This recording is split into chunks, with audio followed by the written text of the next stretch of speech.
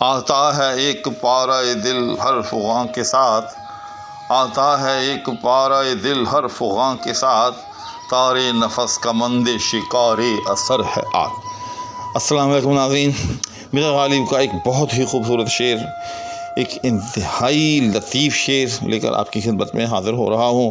وہ احباب کہ جو کہ غالبیات کے ساتھ وابستہ ہیں، میں نہیں سمجھتا کہ وہ غالبیات کے ساتھ وابستہ ہونے کے مدعی بھی ہوں اور اس شعر کو سکپ کر جائیں، اس شعر کو نہ سنیں۔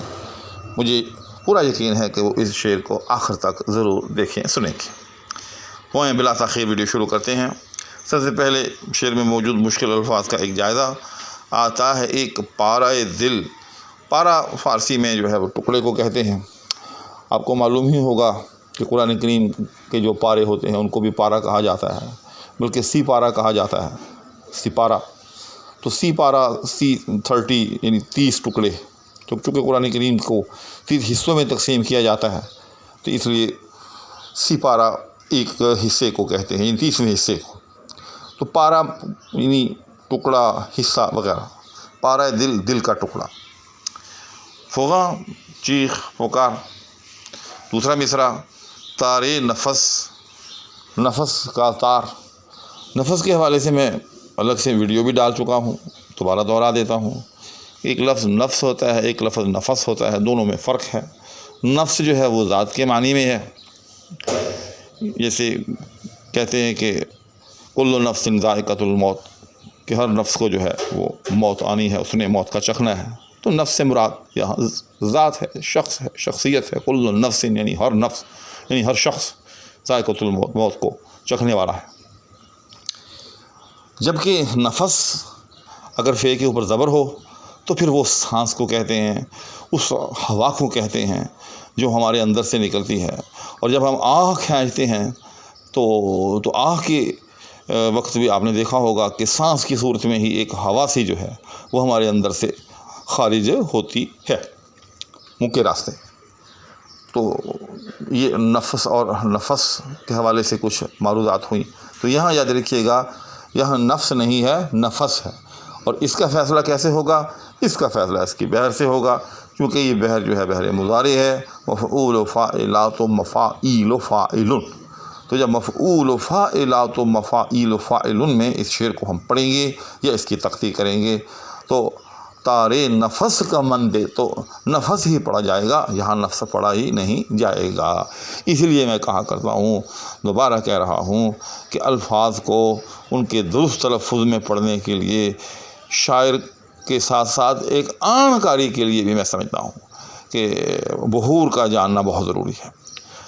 وہ صاحب کے جو بحور جانتے ہوں، اور یہ نہیں کہ بحور کیسے بنی ہیں، بحور کی تشکیل کیسے ہوئی ہے جو کہ ضیافات میں سے گزر کر ہوتی ہے، وہ دور کی بات ہے، وہ روزیوں کی بات ہے۔ یعنی کم سے کم آپ جو شعر پڑھ رہے ہیں آپ کو اس کی بحر کا علم ہو۔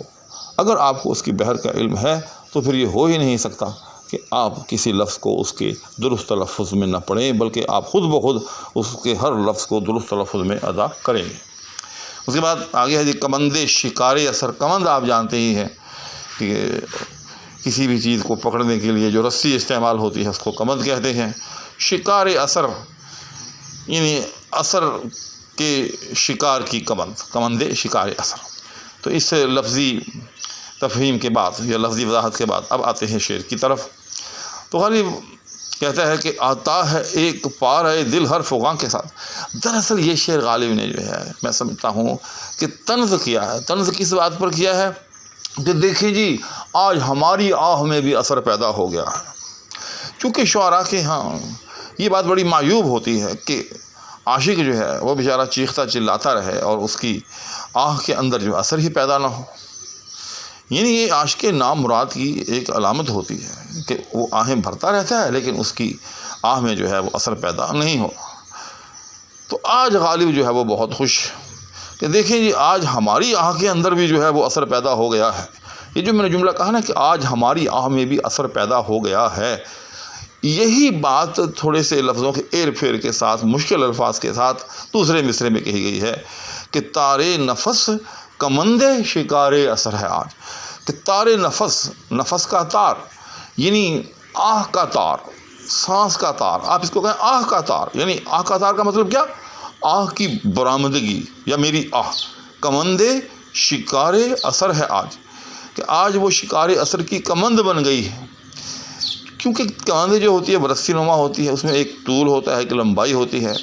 تو آہ جو ہوتی ہے، یاد رکھیے گا، اگرچہ اس میں حصی لمبائی نہیں ہوتی، لیکن اس کو بھی جب ہم آہ کو کھینچتے ہیں، اس لیے کہا جاتا ہے کہ آہ کھینچی یا آہ بھری، تو اس میں بھی جو ہے ٹائم جو ہے وہ صرف ہو جاتا ہے. اور وہ جو ٹائم صرف ہوتا ہے تو گویا کہ اس کو اگر ہم حصی طور پر ایک یوں سمجھیں کہ گراف کی صورت میں ظاہر کریں تو اس سے ایک تار جو ہے وہ جنم لے گی. تو بس اسی جو ٹائم کی طوالت ہے اسی سے غالب نے یہ لفظ تار کا جو ہے وہ استنباط کیا اور تار نفس کہا، اور پھر اسی سے جو ہے کمند کا لفظ جو ہے وہ نکالا، کیونکہ کمند جو ہے وہ رسی نما ہوتی ہے. تو کمند شکار اثر، تو غالب جو ہے وہ اثر کو شکار کرنا چاہتا ہے. یعنی کوئی بھی عاشق جب آہ بھرتا ہے اور اس کا جو تار نفس جو ہے وہ ایک کمندتا ہے، تو اس کے پیش نظر جو شکار ہوتا ہے، جس کو اس نے اس کمند کے ذریعے یوں سمجھیں کہ زیر دام لانا ہوتا ہے، وہ اثر ہوتا ہے. تو مطلب یہ ہوا اس دوسرے مصرعے کا جو میں نے شروع میں کہا کہ آج ہماری آہ جو ہے وہ بھی اثر پذیر ہو گئی ہے. آج ہمارا جو تار نفس ہے جو کہ ایک کمند میں ایک رسی نما ہے، اس نے آج اثر کو شکار کر لیا ہے. تو مطلب یہ ہوا کہ آج ہماری آہ میں بھی اثر پیدا ہو گیا ہے. لیکن اب ذرا پہلے مصرعے کو دیکھیں کہ اثر کیا خاک اثر ہے؟ اثر یہ ہے کہ آتا ہے ایک پارہ دل ہر فغاں کے ساتھ. کہ پہلے تو یہ ہوتا تھا کہ جب میں آہ بھرتا تھا تو دل جو ہے اپنی جگہ پہ رہتا تھا، لیکن آج جو ہے یہ اثر ہوا ہے کہ دل ٹکڑے ٹکڑے ہو گیا ہے. اور ٹکڑے ٹکڑے ہونے کے بعد جب بھی آہ بھرتا ہوں، آہ کھینچتا ہوں، تو دل کا ایک ٹکڑا جو ہے وہ اس آہ کے ہمراہ جو ہے وہ باہر آ جاتا ہے.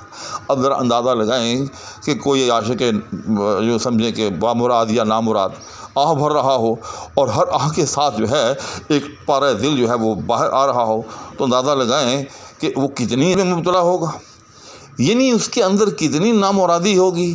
یا دوسرے لفظوں میں اس کی آہ جو ہے اس کا کہیں دور دور تک بھی جو ہے اثر کا نام و نشان بھی نہیں ہوگا. وہ محبوب کے دروازے کے سامنے یوں ہی وہ یہ سمجھ لے کہ چیخ رہا ہوگا، چلا رہا ہوگا اور فریاد کو نہ ہوگا، لیکن اس کی فریاد اس قدر جو ہے وہ بے اثر ہوگی کہ اس کا دل جو ہے وہ پارا پارا ہو کر جو ہے ایک ایک ٹکڑے کی صورت میں آہ کے ساتھ جو ہے وہ باہر آ رہا ہے. تو دیکھیں جیسے میں شروع میں عرض کیا کہ غالب نے ایک شعر میں بڑی خوبصورتی کے ساتھ اپنے اوپر طنز کیا ہے کہ لے دیکھیں جی آج ہماری آہ میں بھی اثر پیدا ہو گیا. اور اثر کیا ہے جی؟ اثر کی صورت دیکھیں، اثر کی شدت دیکھیں کہ جب آہ بھرتے ہیں تو ایک پارہ دل جو ہے وہ فغاں کے ساتھ باہر آ رہا ہے. تو ناظرین، امید ہے کہ اس شعر کی بھی اچھی خاصی تشریح ہو چکی ہوگی. اسی کے ساتھ درخواست کے ہمراہ اب آپ سے اجازت چاہوں گا. اللہ حافظ.